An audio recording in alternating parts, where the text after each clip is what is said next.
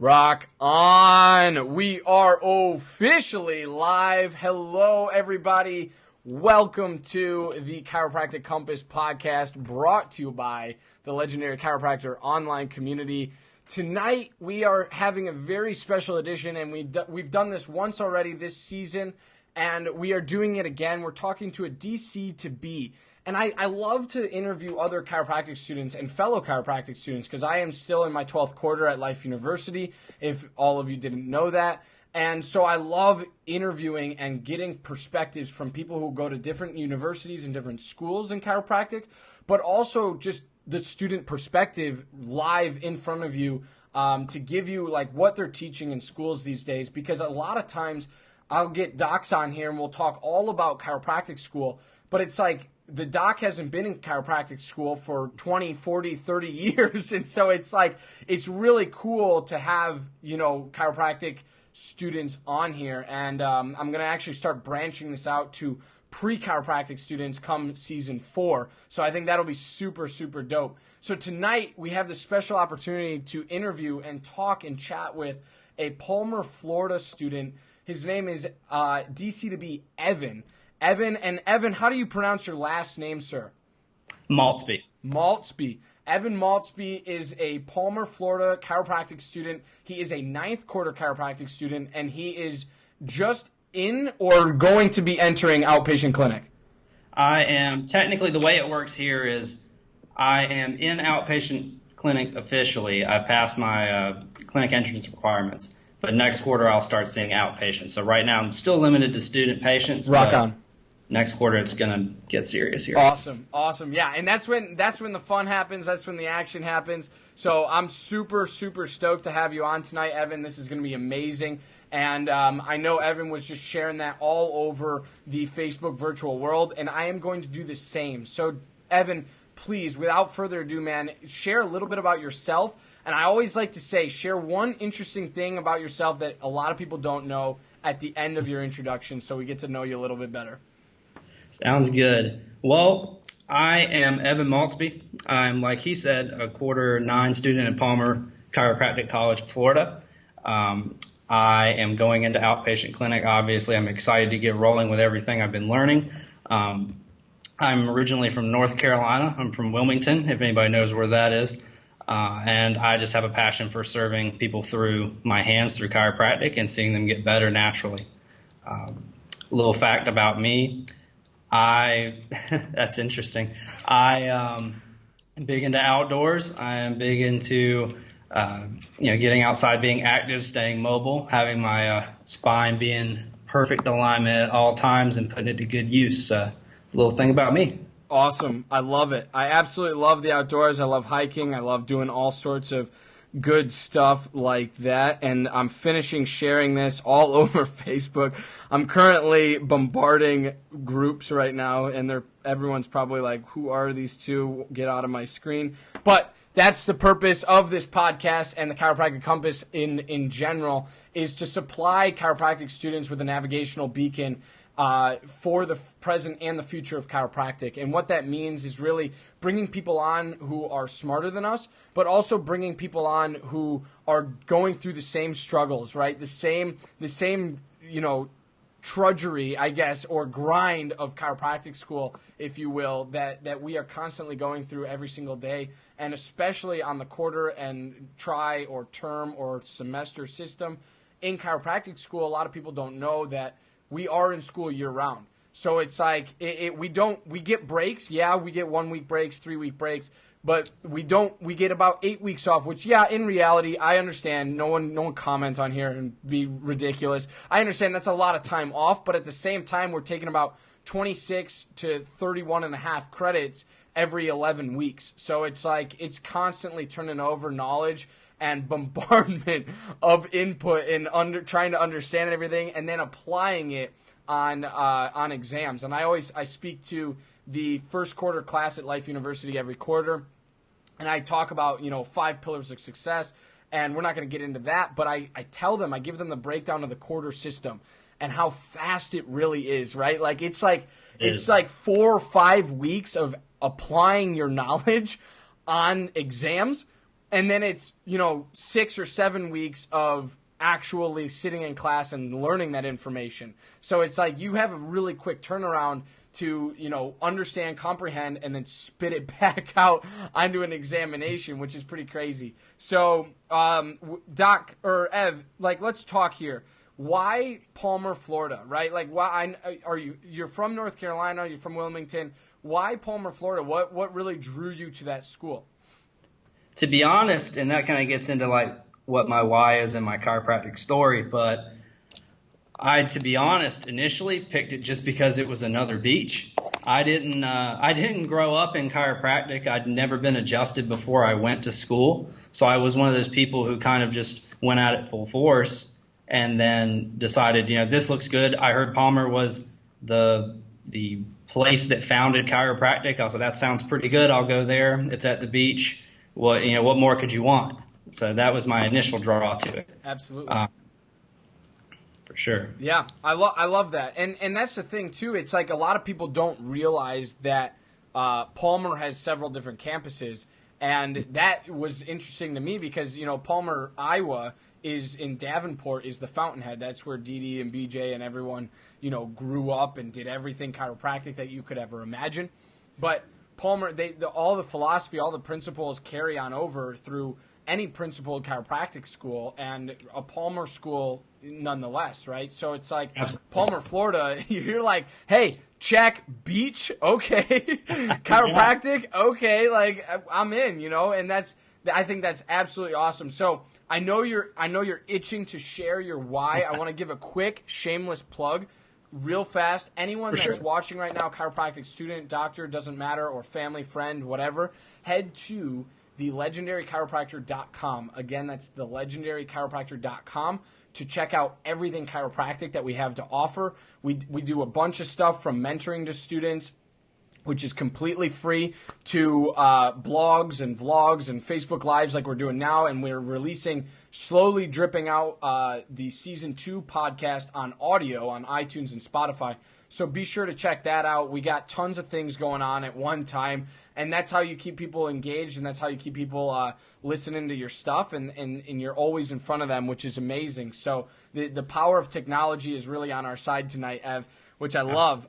So talk to us. I'm going to break down the 3 topics because I reach out to all of my guests and interviewees, rather, and say, hey, what do you consider yourself very good at and passionate about?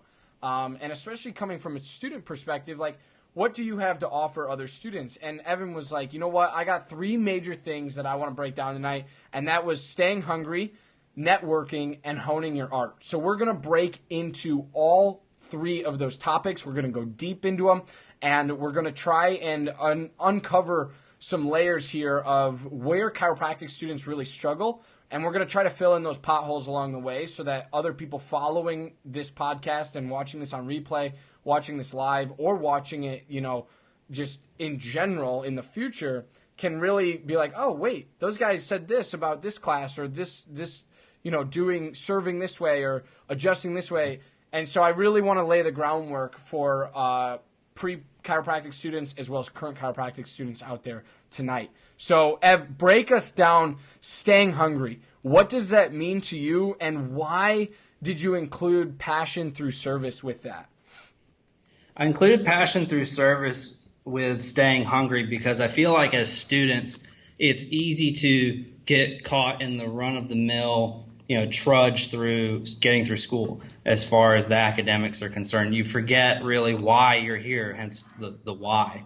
The why really is what is your purpose for being a chiropractor here? Why were you put on this path in chiropractic?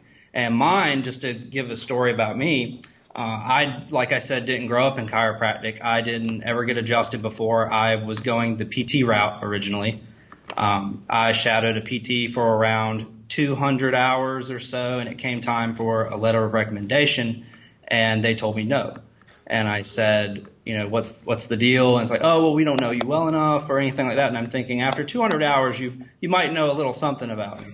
But long story short, the PT clinic that I won't name decided that they didn't want potential PTs coming back and stealing their business. So that kind of put a sour taste in my mouth.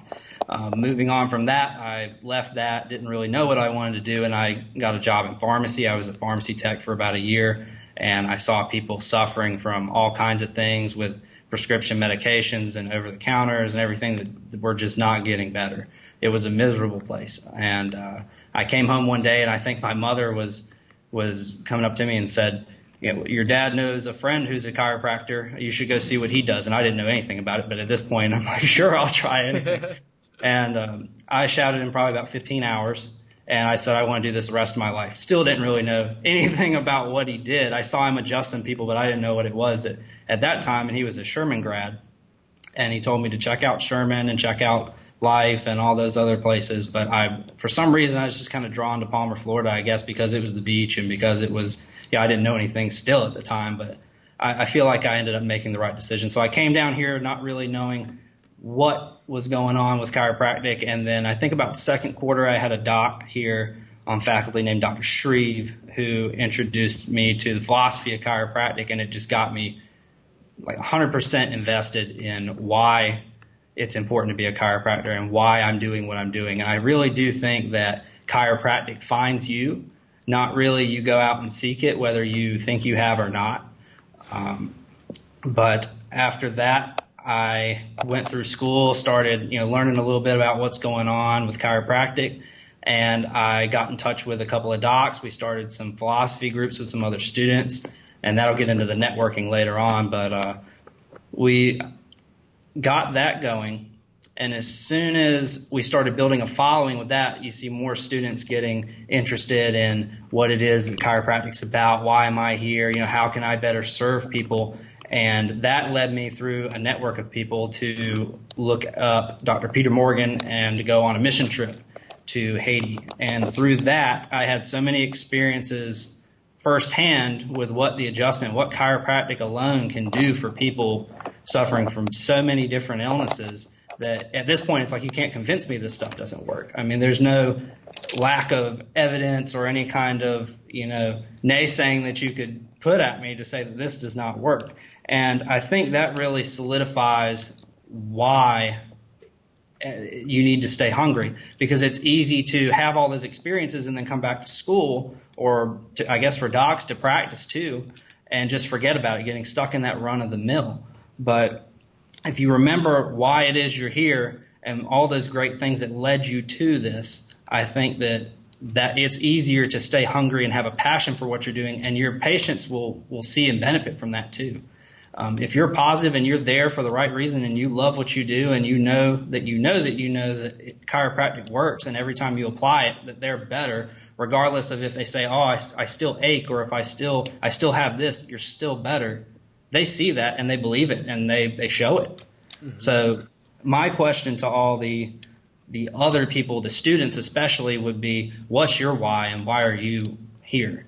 What keeps you hungry for what you're doing? Just to keep you on that mindset and that track to success with your patients and in your practice and throughout life. Yeah, absolutely. And that's I like how you added that in there, right? Like, what is your why? Why are you in chiropractic school, right? And we all know the academia portion of that, right? It's obvious we're becoming chiropractors, right? We're becoming doctors of chiropractic, and that is obvious.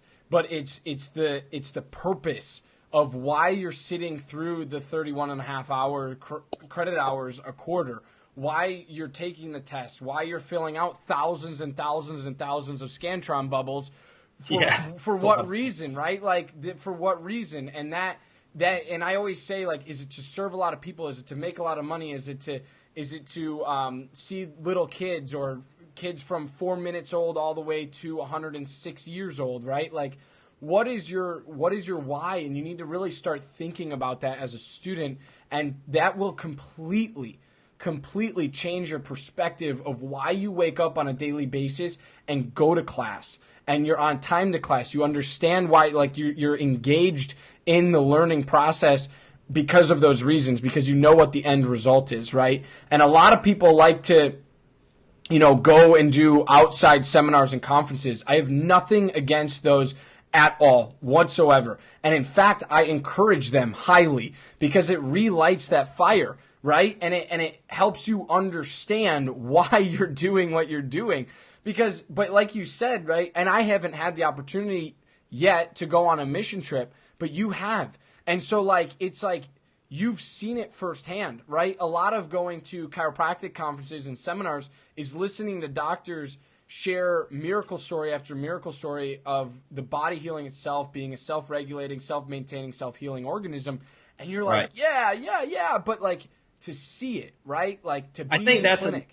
Exactly. That's another big point is that a lot of people in chiro school, especially the people who are like me coming in, haven't had those experiences with the miracle story of someone gets adjusted and they can walk or they can hear or they can, an instance I had a very well-built, articulate, intelligent guy come up to me. He said, I've had my hand like this withdrawn for probably several months.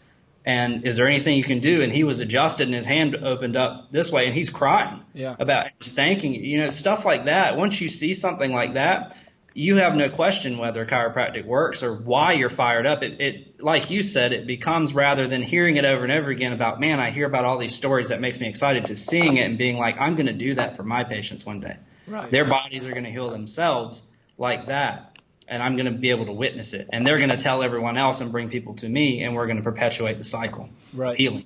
Absolutely. Yeah, absolutely. And to see that is so important. And I want to go back to something you said earlier, and you had a specific teacher bring this up to you, but I want to urge every single chiropractic student, if you don't have somebody in your life, nudging you towards chiropractic philosophy and chiropractic principles, like, here's your wake-up call. Here is like, there's no better time than right now, or rather after this episode, because you want to hear what the rest of Evan has to say. But it's like, go find green books, and they don't have to be green books, right? Go find, red books by Liam Schubel. Go find blue books. Go do something that surrounds yourself with chiropractic literature and the understanding behind why chiropractors do what we do, and the fact that we're standing on the shoulders of giants who wrote the principles like Stevenson and BJ and Didi and all of those people.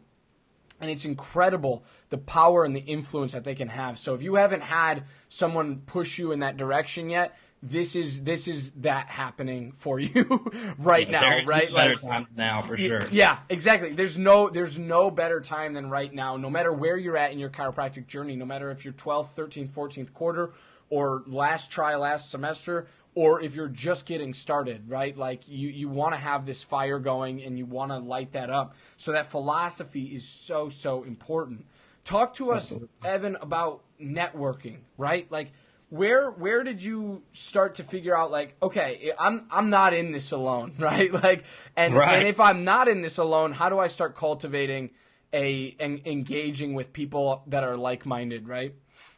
Well, I think a lot of students anyway, they see a lot of the connections that like people like me and other people in the groups that we frequent. Like, how do you have all these connections and how do you have all these, how do you know presidents of colleges? How do you know that doc that I've been trying to follow for? And they're like, when do I start? Mm-hmm. The best thing that I can tell you is just to start now and to put yourself out there. I think especially when I started out, I didn't have the gumption to be like, I'm going to go put myself forward and I'm going to go introduce myself and make a statement. But I see a lot of students who are like, if I had gone and talked to that person, things would have been different. Or if I had put my foot in the door there, maybe I could have changed this. Well, do it. I mean, I was definitely that person for a while, but don't be afraid to go up and shake someone's hand and say, hey, I want to sit down and talk. Can we talk about, this? How do you do this? How do you run your office? What's your billing like? What's your adjusting hours? How do you adjust? Anything like that. Don't be afraid to ask questions. The other thing, like you said, I know we were talking about seminars and groups, but definitely join groups. Join groups that you follow the same track as, and ones that you don't. I mean, if you can put yourself out there to make those connections with the different, either political organizations, technique groups, philosophy groups, just state organizations, anything. just to get your name out there and people know you to where you can show up at a seminar and you're like, oh, that's that guy. I've been wanting to meet you. And you have no idea who they are, but they know you. Right. That's what you want. Yeah. And I think that is a good opportunity to set yourself up for success when you get into practice. Is you already have this huge support network and you have docs to rely on. If you have questions, you can ask or you can refer to and get mentorship from for free most of the time, which is a big deal to a lot of people looking for mentorship programs. Another thing would be screen or shadow. If you've got a mentor or a doc in the area, go introduce yourself, whether it be right around the school that you're at or if it's just in your local community back home. Just introduce yourself and ask how you can help, because the more you build bridges, the things are so much easier at that point. Mm-hmm. And I feel like if you have a good network, just like with the legendary chiropractor, with the CSA group, that's a massive network for students to talk and ask questions and talk about their concerns and things like that. That's invaluable in this time. Mm-hmm. I mean, I don't know where I'd be if I didn't have a giant support network like this. Right. So just I would say work on building that as soon as possible, even if you've just started school or if you're you're about to go on preceptor or graduate. Like, work and put your foot out, where everybody can get a hold of you. Yeah. Yeah. Where you can make those connections. 100%. You nailed it right on the head there. Go shadow docs. I mean, I don't think Evan and I can encourage that enough. Like, go shadow docs, especially around chiropractic schools, because a lot of times they're all looking for associates. But at Life specifically, like, we have a peak program, so we go do an externship in an external office outside of the university or outside of the institution. And so we're allowed to adjust their patients. We're allowed to do their new patient exams and all that stuff. But if you don't go step foot in that office prior to going there, what are you like? What is the point? What are you right? doing? Like, exactly. And so there's no, and you're going to hear this like 1,000 more times in this episode, but there's no better time than now. Go shadow doctors. Go ask them questions. Pick their brains. And if they aren't willing to give you that information, don't force it. Just go on to the next person, because that person wasn't probably meant to be your mentor in the first place. The universe. Another point of that is, sorry to cut you off. No, good. Shadowing, as far as finding what you like, it's just as valuable to find what you don't like. Yes. You're like, wow, I would never do something like that, and that's just as valuable of a learning experience as going in and shadowing 6 or 7 people that practice the same the way you want to. You get a different perspective. So just putting yourself out there to different types of offices, one that you don't think that you would originally ever think of shadowing, go shadow them. Right. Because they teach you a lesson just like everyone else. Yes, absolutely. And you need to be humble and coachable enough to recognize those lessons when they're right in front of you. And don't be like, ooh, I hated that, I'm just going to shut down to it. No, be able to move on, but also be able to mentally note it or physically note it and jot it down in a journal somewhere and be like, okay, have like a future practice note running or a future associateship note running, that you have all of these notes of things that you liked, things that you didn't like about the office that you interned at or the office that you shadowed or the office that you worked at. Like, all of these things add up over time. And then all of a sudden you come out and you open your doors or you go into your associateship and you leave school. Like, literally, you are steps, miles and miles ahead of other chiropractic students, business-minded, right? And also, physically minded, because you're like, okay, I liked how they adjusted, but I didn't like that. And this will transition kind of into our last topic here, but it's like you understand the techniques that are run in practices and how things are operating system-wise, procedure-wise, billing-wise. And again, if they're not willing to open up to you and share that information with you, then note that and move on to the next person that is willing to open that. And then be like, okay, if someone ever walks into my office someday, I hope that I can give them a better experience than I just had, right? And that's like the whole goal, is to be the best person you can be, and this is just going to shape you along the way. And what I want to bring up a point that you said earlier, like when you show up to events and people don't know who you are, but you know who all of them are. Like, that is me and you to a T, man. Like, literally, it's like you and I both follow these people And it's hilarious because I call them virtual mentors, right? Like all of Right. these docs that we follow online who have no clue. Like I've been friends with some of these doctors for like 5-7 years. I've been in chiropractic school for 3. So if you do the math, it's like maybe that's creepy, but also at the same time when I see them at conferences, it's like Building that support network. exactly. Right? I go up to them. I'm like, hey, I'm Johnny. I've been following your content for a long time. Love what you're doing for the profession. Love everything about, your technique or your procedures, your content, everything that you're doing.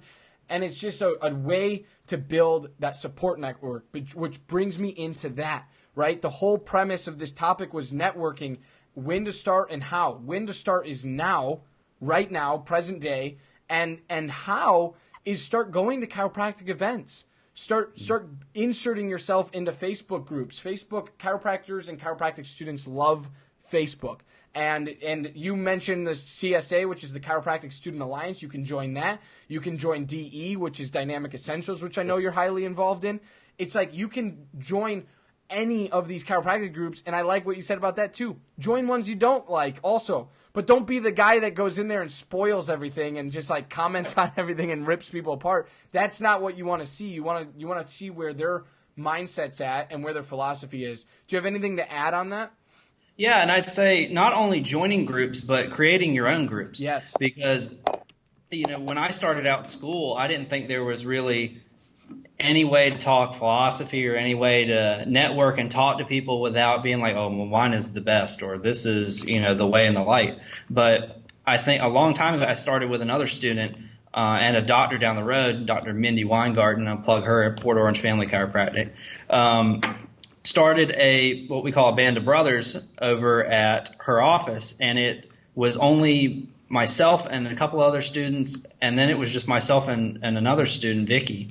And now it's grown into, I don't know I can't even count how many people are members now in docs and stuff. So it's like leaving a legacy almost. And in that, you're also building that support network. You're constantly building a network of support with students, with docs, with people who are outside the chiropractic profession. Going out and talking chiropractic in the community to the person at the restaurant, the person at the barbershop, down the street or at Walmart, is anywhere. Anybody you can reach, talk chiropractic, and I guarantee you they will spread that on. They'll say, man, this guy was talking about this chiropractic thing. I don't know, I might try it. And they might be like, oh, yeah, I've heard of that. You should go.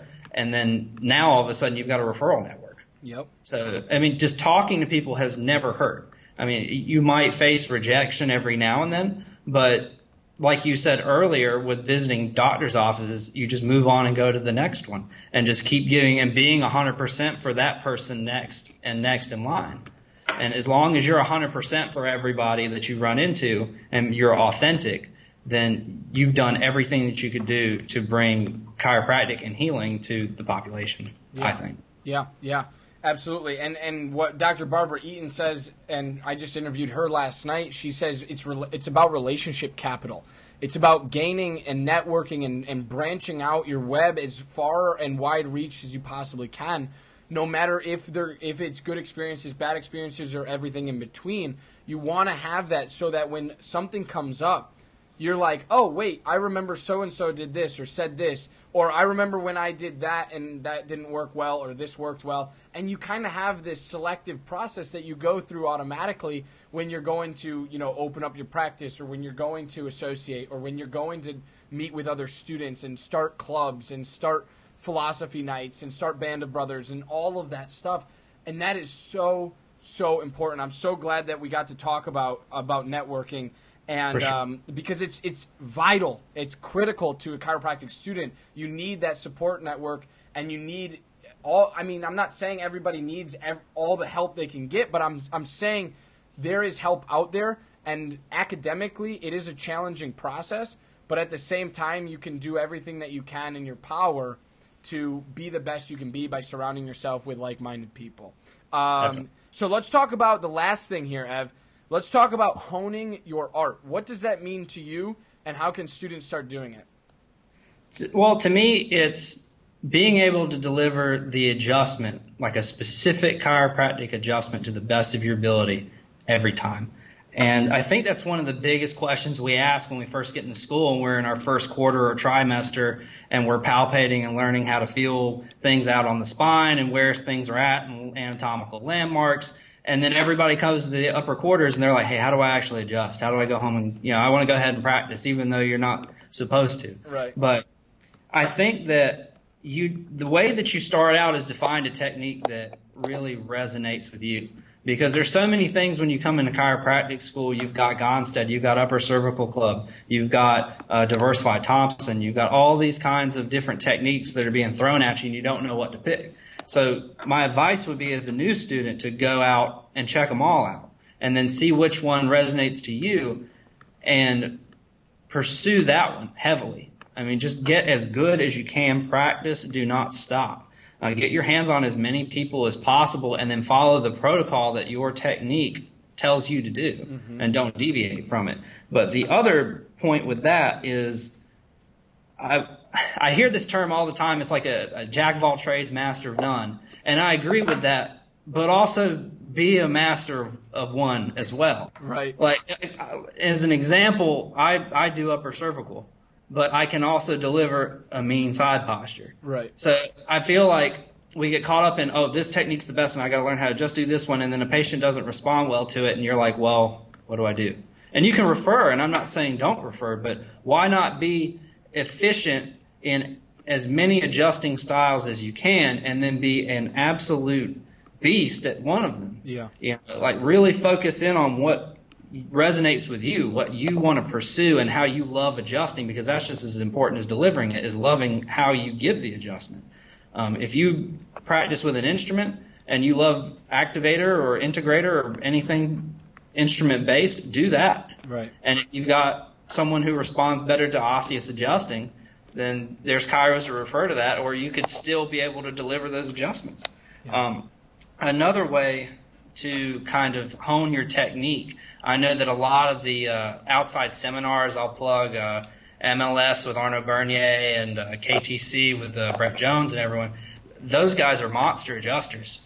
I mean, they are teaching I don't know how many students how to really adjust. And there are exercises and protocols and things that you can do to hone it at home. There are exercises to develop certain muscles to better deliver the adjustment. And I know people here, it's really picked up as far as people wanting to get into the art of chiropractic along with the philosophy as well, is just how do I get better? How do I get faster? How can I connect with that person on the table, which is the most important, more than anything. Yeah. And when it boils down to it, that's what you're going to be doing as a chiropractor. So we can get caught up in the academic, and it is important. Pass your boards. Please pass your boards and your classes. Yep. But what you're going to be doing the rest of your life is removing subluxations and adjusting. That's how you're going to help people get back to normal or function at their highest, is removing subluxations. There are other things that chiropractors want to do, and I'm not bashing any techniques or any ancillary procedures that they might do, but when you call yourself a chiropractor, you should adjust, and that's just my opinion. You should be removing subluxation and clearing the nervous system so the brain can communicate from above down, inside out through the nervous system. And I think we all agree on that. Yeah. For the most part. Right. And why would I not, if that's my sole job as a chiropractor, why would I not try to be the master adjuster that I know that I can be? Because at the end of the day, you have to be the best, whether you think the other person beside you is the best or the person down the street is the best. You are the best for that person that day, and that's why you should hone your art. When you get into clinic, students get into outpatient clinic, and you hear about people who can't, I didn't get this adjustment and stuff. Well, what are you doing to train? Right. What are you doing to practice? I don't know. I just go home. Go home, and it goes back to being hungry and going as far as networking and the art. Being hungry for all that and knowing why you're a chiropractor and pursuing it and being passionate about it, you can't help but improve your art, your diagnosis skills, your communications with people, networking, just everything, practice building. If you're hungry for it, especially in the art, you will be a master adjuster, and that's what's going to benefit everyone who walks through your door or comes across your table, is adjusting. Yeah. So, yeah. That was great. That was you hit every point that I would have wanted to hit. And it's the biggest one that I would take away from what you just said, and what I am going to take away from what you just said is that you are the person who is adjusting the patient on the table at that exact moment in time. Therefore, you have to be your very best at that moment in time. There can't be, oh, I woke up on the wrong side of the bed, or I'm crabby today, or this doesn't, I'm not feeling it today. No, there's none of that. You don't get days off unless you take them, but you don't get days off of delivering the best possible care that you can deliver. So don't slack on training your art. Don't wait until student clinic to start palpating spines. Because every single spine out there, does it do the same general functions? Yes. Biomechanically, should it move the same? Yes. But at the same time, they're all different, very different.